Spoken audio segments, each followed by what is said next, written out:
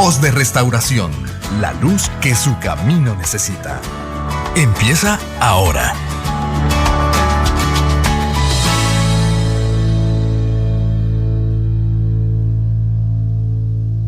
Vamos a orar, hermanos, para presentarle al Señor las notas de oración que han enviado, y también le vamos a rogar que nos dé su palabra y que salve a los que aún no le conocen.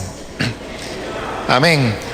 Señor, te damos las gracias por el privilegio que tenemos de orar a ti y poder presentarte estas notas de oración que envía tu iglesia.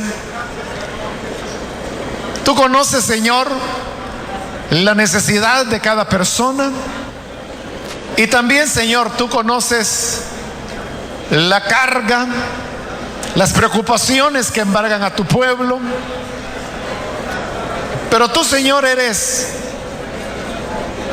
muy misericordioso, y queremos, Padre, rogarte que des una salida, una respuesta a las peticiones de tus hijos.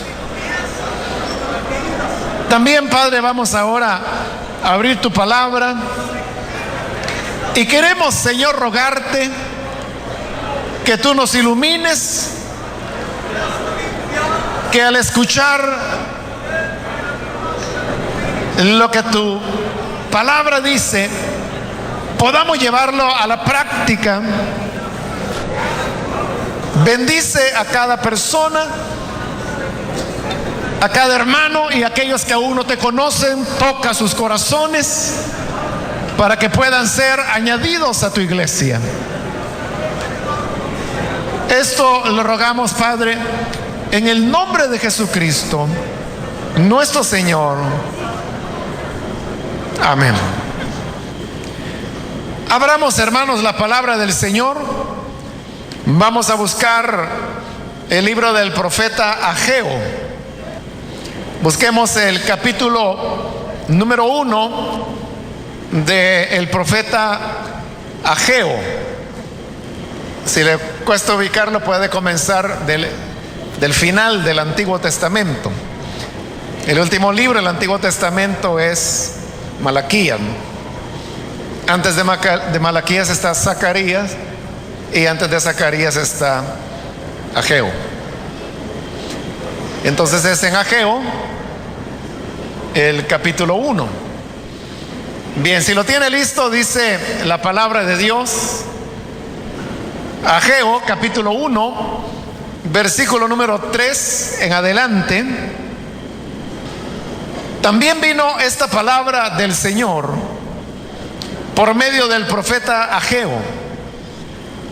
¿Acaso es el momento apropiado para que ustedes residan en casas techadas, mientras que esta casa está en ruinas? Así dice ahora el Señor Todopoderoso. Reflexionen sobre su proceder. Ustedes siembran mucho, pero cosechan poco. Comen, pero no quedan satisfechos. Beben, pero no llegan a saciarse. Se visten, pero no logran abrigarse. Y al jornalero se le va su salario como por saco roto. Así dice el Señor Todopoderoso. Reflexionen sobre su proceder. Vayan ustedes a los montes, traigan madera y reconstruyan mi casa. Yo veré su reconstrucción con gusto y manifestaré mi gloria, dice el Señor. Ustedes esperan mucho, pero cosechan poco.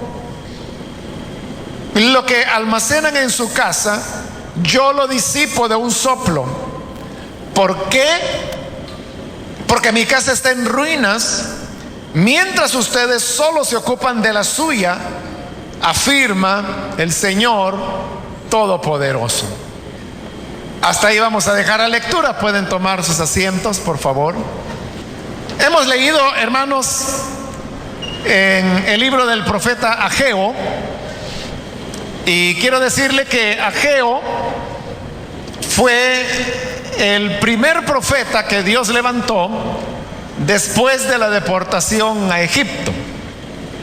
A causa de los pecados y las desobediencias de Israel, vino la invasión de los babilonios y luego vino la deportación. Se llevaron a los israelitas deportados hasta Babilonia y ahí permanecieron durante 70 años.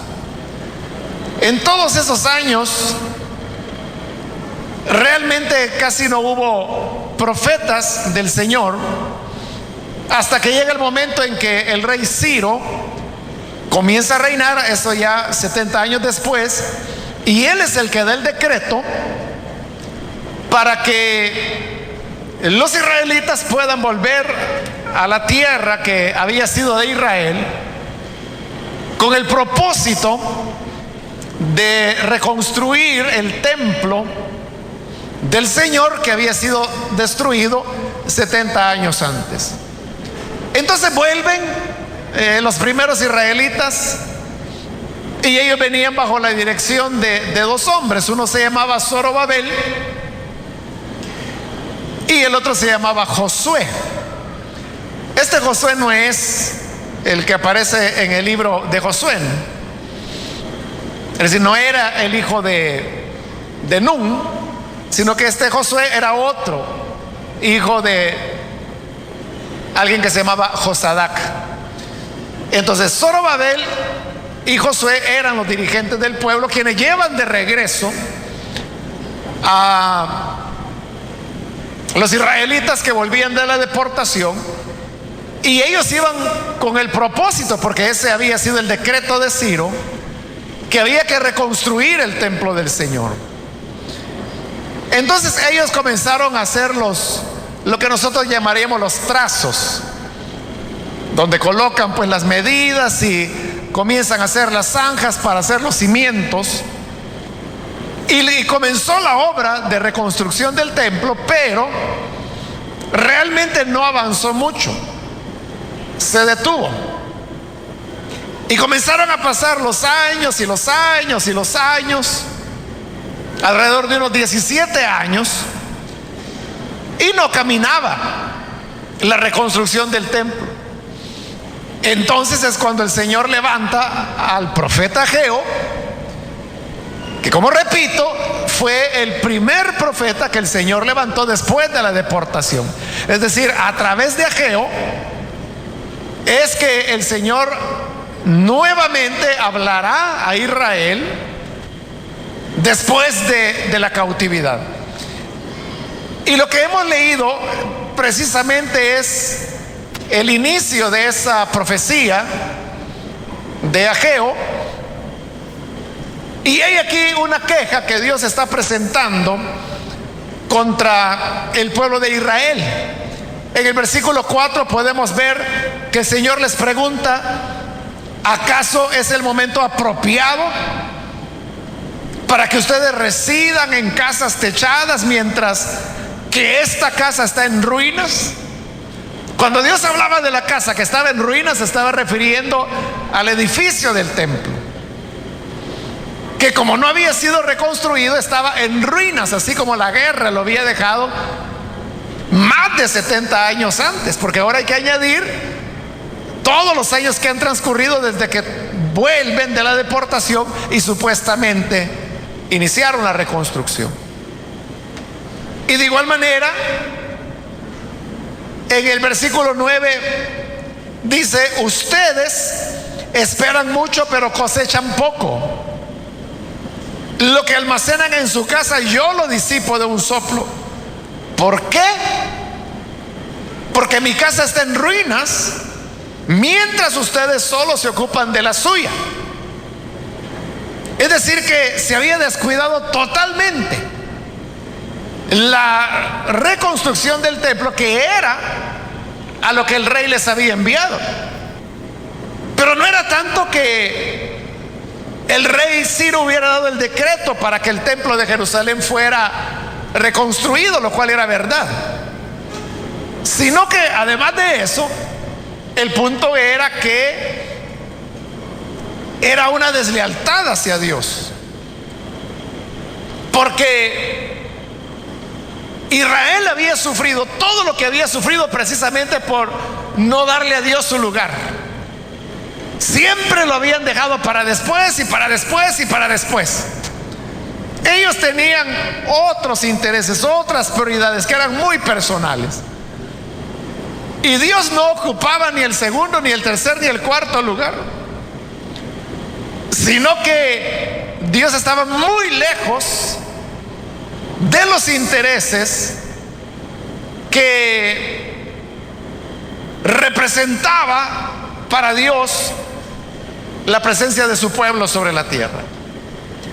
Por eso ahora Ageo, Dios lo utiliza para hablar a través de él e invitar al pueblo de Israel para que se dediquen a lo que verdaderamente tienen que hacer. Vea que, como Dios lo había dicho allá en el libro de Éxodo, cuando Dios entrega los 10 mandamientos, Él dijo que Él era un Dios celoso y que su gloria no la compartía con nadie. Esas palabras nosotros lo relacionamos normalmente con el tema de la idolatría, porque en ese contexto está. Lo que dice es: no tendrás dioses fuera de mí, porque yo, el Señor, soy un Dios celoso, etc. Pero esos ídolos, esos otros dioses, no necesariamente son solamente los dioses paganos, sino que ídolo es todo aquello que se antepone a Dios. Entonces Dios dijo: yo soy celoso y mi gloria no la comparto. Es decir, que Dios quiere estar en el lugar especial de nuestro corazón. Él quiere tener el primer lugar.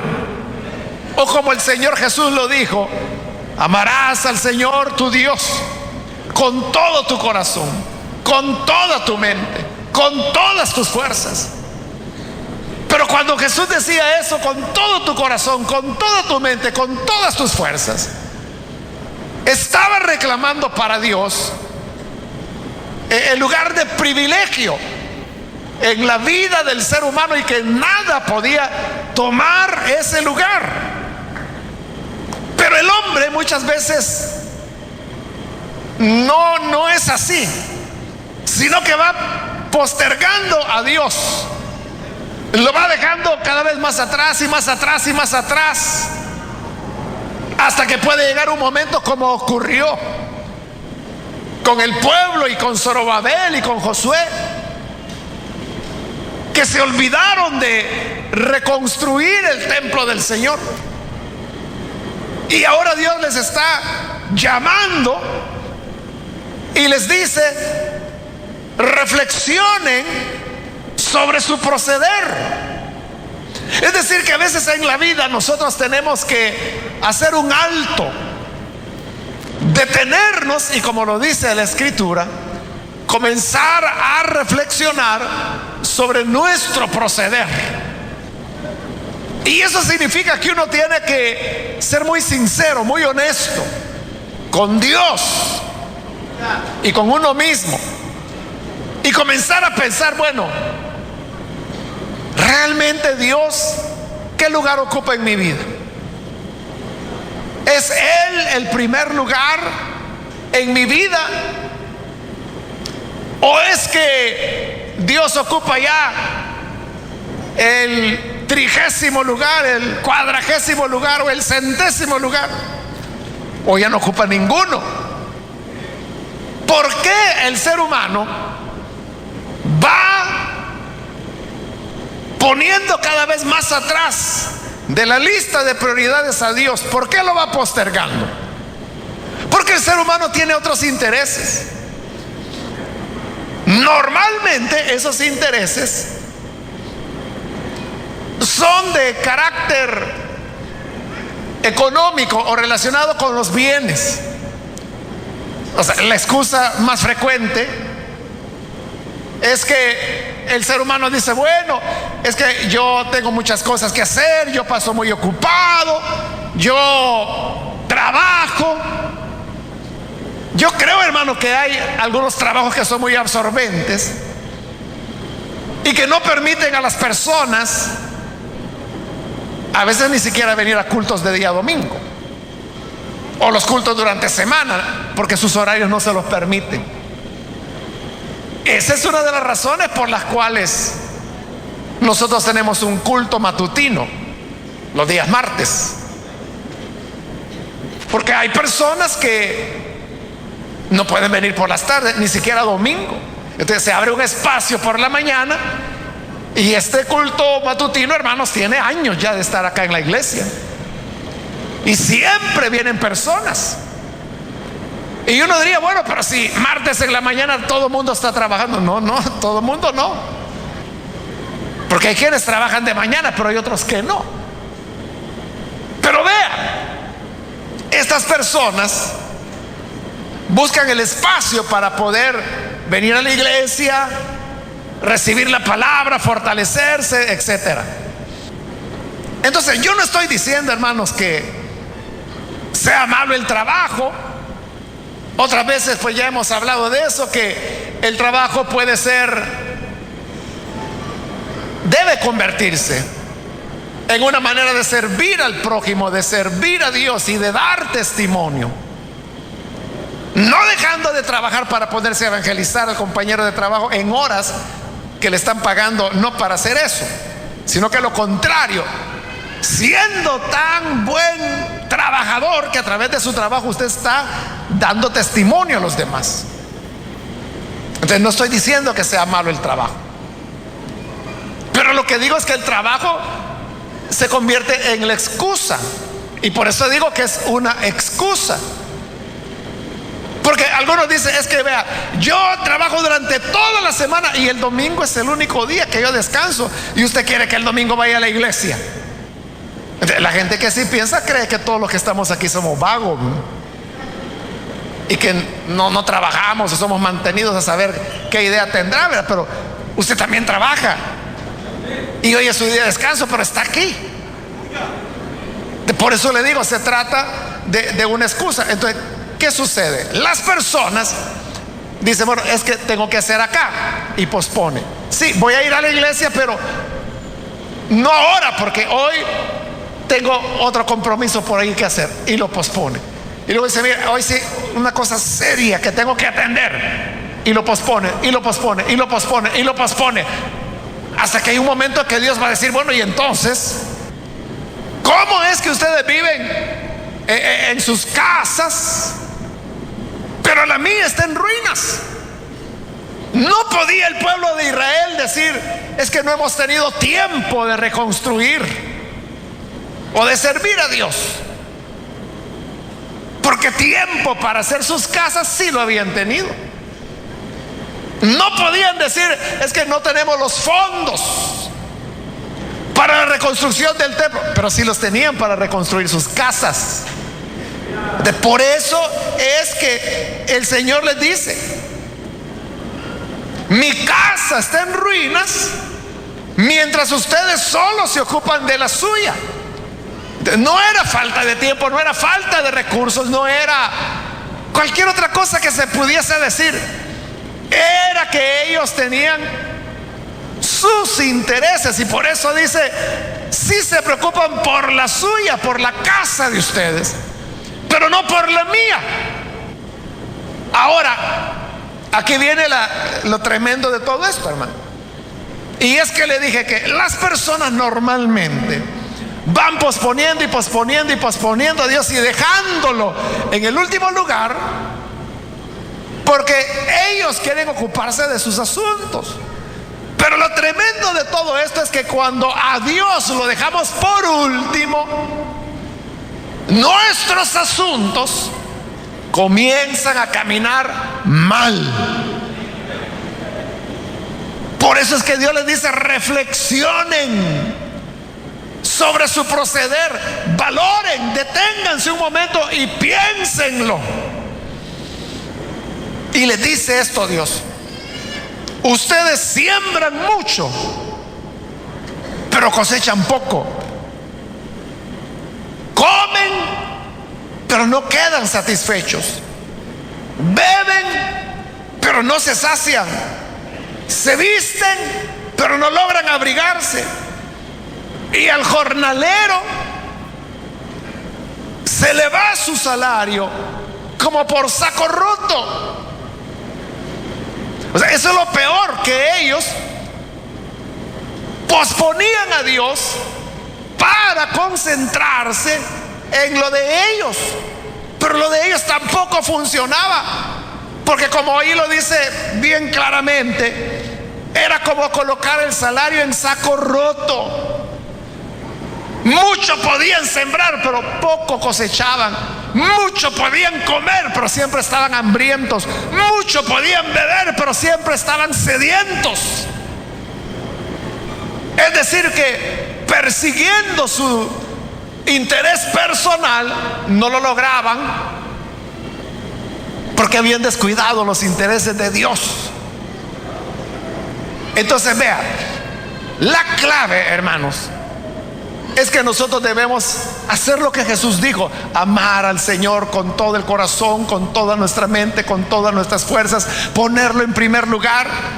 Pero ponerlo en primer lugar significa que en realidad le vamos a dar a Él la prioridad en nuestra vida, que le vamos a entregar nuestras fuerzas, que le vamos a entregar los primeros minutos de cada día o de cada mañana.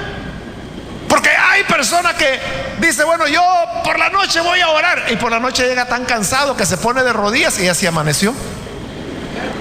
Pero en la mañana, cuando la mente está fresca, quizá está más interesado en leer el periódico, en oír las noticias, o en oír música, o ver los noticieros, que yo no digo que tenga nada de malo. Lo que estoy diciendo es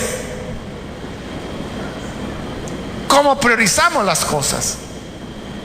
O sea, ¿qué es lo más importante en nuestra vida? Y así como algunos lo mejor de la mañana se lo dedican a cualquier cosa menos a Dios, también algunos la mañana de su vida, es decir, su juventud, sus mejores años, cuando tienen fuerzas, cuando tienen las posibilidades que ya en la vida de adulto mayor no tendrá, no se las ofrecen a Dios, sino que dicen: no, yo estoy joven, yo voy a disfrutar de la vida, y yo quiero andar por el mundo, tener mis amistades, tener todo tipo de disfrutes, placeres. Y dice: ya cuando esté viejo yo voy a pensar en Dios. Y así lo hacen. Cuando ya están viejos, diabéticos, hipertensos, con úlceras, vienen y dicen: Señor, aquí te entrego toda mi vida. Si toda la vida ya la gastó, lo que le trae es el bagazo de lo que sobró. Entonces, a Dios tenerlo en el primer lugar significa que le vamos a dar lo mejor de nuestro tiempo, de nuestras capacidades, de nuestros talentos, porque Dios a todos nos ha dotado con algún talento. Para algo es bueno usted. No se crea la mentira que le hayan dicho: es que yo no sirvo para nada. ¿Cómo que no va a servir para nada? Algún don Dios le ha dado, alguna gracia, alguna habilidad. Para algo es bueno usted. Pero para lo que sea, eso hay que ponerlo al servicio del Señor. Pero cuando le damos a Él la prioridad, el primer lugar en la vida, y realmente, o sea, no de palabras, sino que realmente Dios está en el primer lugar de nuestra vida, entonces todo lo que hagamos será prosperado. Pero si es lo contrario, como había ocurrido ahí, que se habían olvidado de la casa de Dios para ellos ocuparse de sus casas y adornarlas y tenerlas bonitas, O sea, no tiene nada de malo eso. El problema es que si se deja de servir a Dios por hacer eso otro. ¿Por qué es problema? Porque el Señor dice: reflexionen, vean que su salario es como que si lo depositaran en saco roto. Siembran mucho, cosechan poco, comen y no quedan satisfechos, beben y no se sacian, se visten y no logran abrigarse. Cuando la gente o usted dice: bueno, si ayer me pagaron y ya no tengo nada, se me habrá caído, y comienza a hacer cuentas y se da cuenta que realmente lo que tenía ya se lo gastó y todavía debe. Porque sabe, Dios se encargará de lo nuestro cuando nosotros nos encarguemos de lo de Él. Así lo dice la Escritura. Dice que el Señor envió a sus apóstoles a predicar, que los envió de 2 en 2. Les dio las instrucciones y dijo: bueno, vayan a predicar. Y fueron los apóstoles, fueron a sanar enfermos, fueron a resucitar muertos, fueron a echar fuera demonios. O sea, todo lo que Jesús les dijo que hicieran, lo fueron a hacer. Pero fíjese, ahí dice el Evangelio que los envió, y cuando fueron, dice, entonces dice: Jesús fue a las ciudades de ellos a predicar Él. ¿Por qué Jesús fue a predicar a los pueblos de sus apóstoles? Porque a sus apóstoles Él los había enviado a otras ciudades. Eso es lo que le digo. Cuando usted va a hacer lo que Dios le dice, Dios se encarga de lo suyo. Porque usted puede decir: es que la iglesia a mí no me va a mantener, la iglesia a mí no me va a pagar por ir a los cultos, entonces yo tengo que ver por mi familia. Está bien, si usted quiere ver por su familia, vea usted. Pero allá usted si siente que su salario cae como en saco roto. Pero si en lugar de ver usted por su familia, permite que sea Dios el que vea por su familia, ahí sí ellos no tendrán falta de nada. De nada.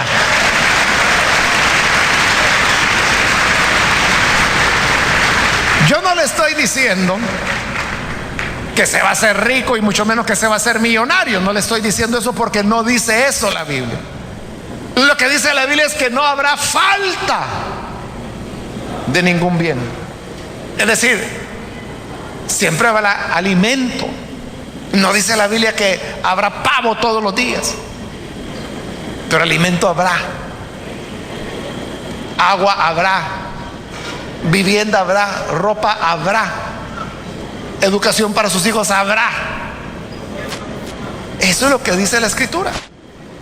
Pero para eso uno tiene que dar a Dios a su prioridad. Es como que si Dios nos dijera: mira, hagamos una cosa, tú dedícate a servirme a mí, ponme en el primer lugar en tu vida y no tengas pena, yo me encargo de todo lo tuyo. Ese es el pacto que Dios quiere hacer con nosotros. Ponme en el primer lugar en tu vida y yo seré tu pastor, nada te faltará.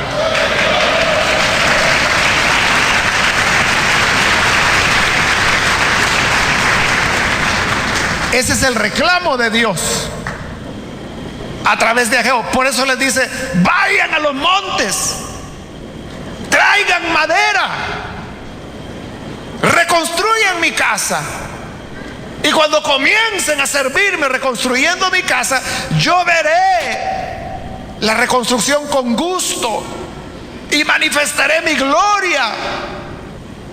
Pero mientras no lo hagan,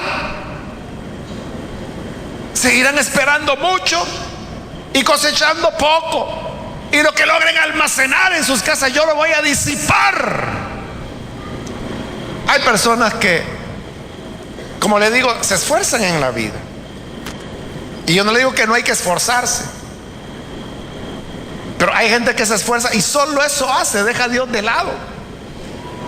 Y dice, es que no puedo servir a Dios porque me estoy esforzando, pero eso es lo que Dios dice.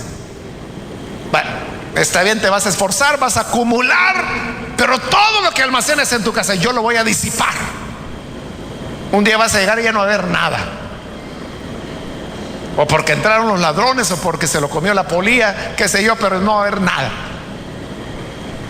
Pero si nosotros ponemos al Señor en el primer lugar, o sea, también el Señor lo dijo, busquen primeramente el reino de Dios y su justicia, y todas las demás cosas serán añadidas. Y estaba hablando de la comida. Él dijo, ¿por qué se preocupan por lo que van a comer? ¿Por qué se preocupan de lo que van a beber? ¿Por qué se preocupan de qué van a vestir? Y como que no me voy a preocupar de lo que voy a comer, si eso es lo que me da la vida. No, si Dios da de comer a las aves que lo venden por 3 centavos en el mercado, ¿cómo no cuidará a ti? Porque en el Señor ha pagado la sangre de su Hijo Jesucristo.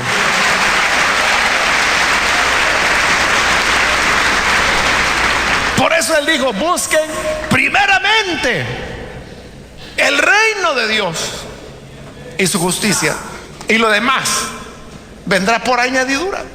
¿Cómo hará Dios? Él lo sabe. Él sabe. Pero todo es que sepamos poner al Señor en el primer lugar de nuestras vidas. 2 veces dice Ageo, reflexionen sobre su proceder. Y como le dije y le vuelvo a repetir, y con esto termino, es hacer un alto en la vida y hacer un balance y decir, bueno, ¿realmente yo voy avanzando o solo estoy como una rueda en lodazal dando vuelta, pero no avanza ni 1 milímetro? Siento que recibo mi salario en saco roto, que me esfuerzo mucho, siembro mucho y cosecho poco. Algo está pasando ahí. Usted no puede decir estoy salado. No puede decir, no sé, ¿a quién quiere echarle la culpa? Pero como dice, reflexionen sobre su proceder. El punto aquí es, ¿qué lugar ocupa Dios en tu vida? ¿Lo tienes de adorno o lo tienes ahí como algo a lo que hay que echar mano cuando hay terremoto? Es algo así como los extintores, que el extintor ahí está, nadie les hace caso, a nadie les importa, nadie los toca, nadie los voltea a ver, pero espérese el día que haya incendio, todos van a acudir a él. Entonces, muchos así tienen a Dios, lo tienen de extintor, porque quieren que Dios les apague los fuegos de los líos en que se meten. Pero Dios no quiere ser amado por lo que Él pueda darnos. Él quiere ser amado por lo que Él es. Y lo que Él es, lo fue ayer, lo es hoy y lo será por siempre. Él no cambia. Es el mismo. Ayer, hoy y por los siglos. Entonces no debe cambiar el lugar que nosotros le asignemos a Él en nuestro corazón. Y cuando lo ponemos en primer lugar en nuestra vida, es que Dios no miente. Jesús no mintió cuando Él dijo, todo lo demás vendrá por añadidura. Claro, no significa que ya no va a trabajar, que se va a volver holgazán, no. Significa que usted va a seguir trabajando, pero ahora su prioridad es el Señor.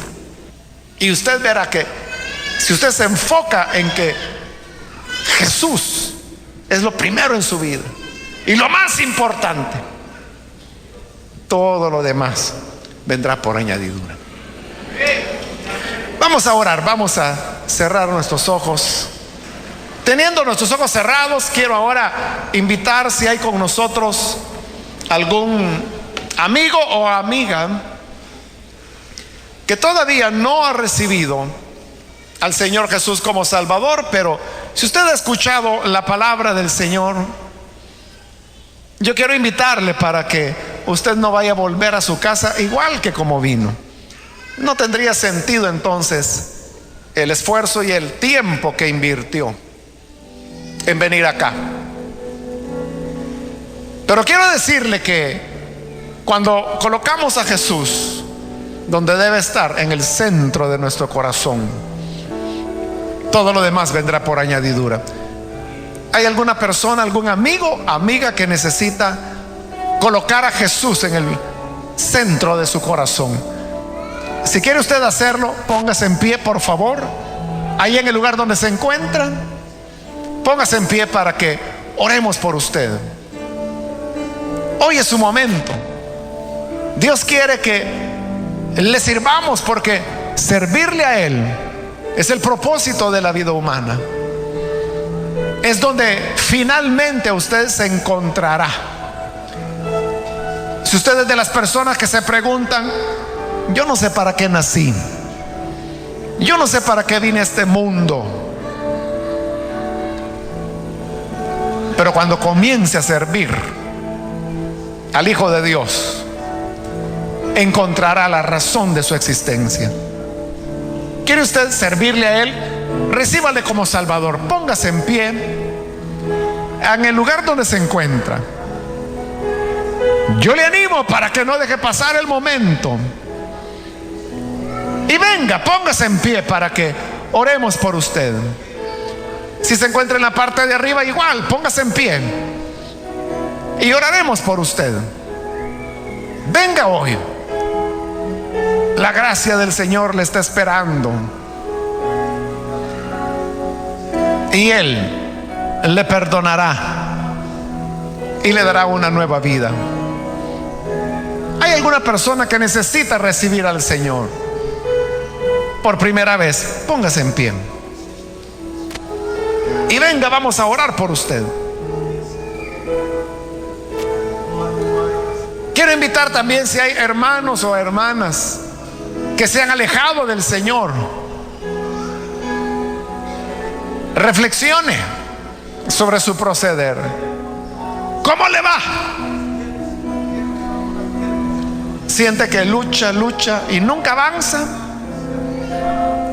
Vuelva a poner al Señor en el primer lugar de su vida, y usted verá que la palabra de Dios es verdadera.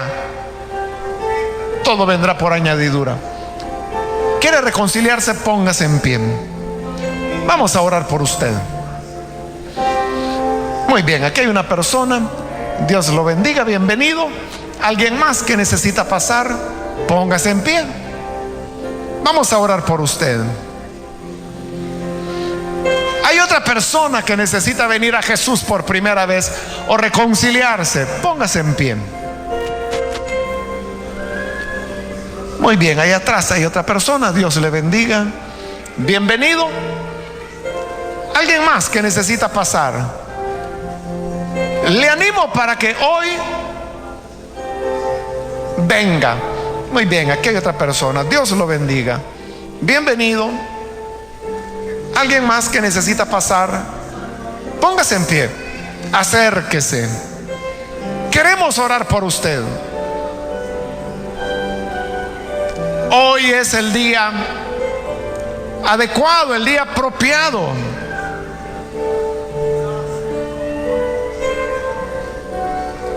Muy bien, aquí hay otra persona. Dios la bendiga. Sea bienvenida. Alguien más que necesita pasar. Ahí atrás hay otra persona. Dios la bendiga, bienvenida también. Alguien más que necesita venir, póngase en pie. Queremos orar por usted. ¿Hay otra persona?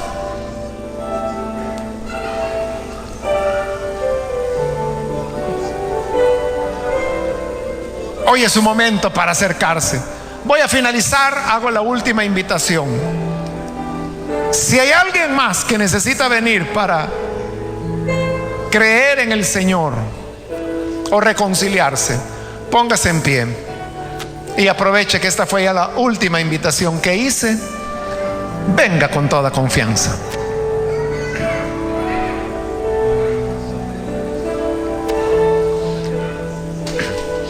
A usted que nos ve por televisión, también le invito para que crea en el Señor Jesús allí en su hogar. Únase con las personas que están aquí al frente y que así Dios bendiga toda su vida y a su familia. Padre, gracias te damos por cada persona que está aquí al frente. Gracias por aquellos que a través de televisión o a través de las emisoras de radio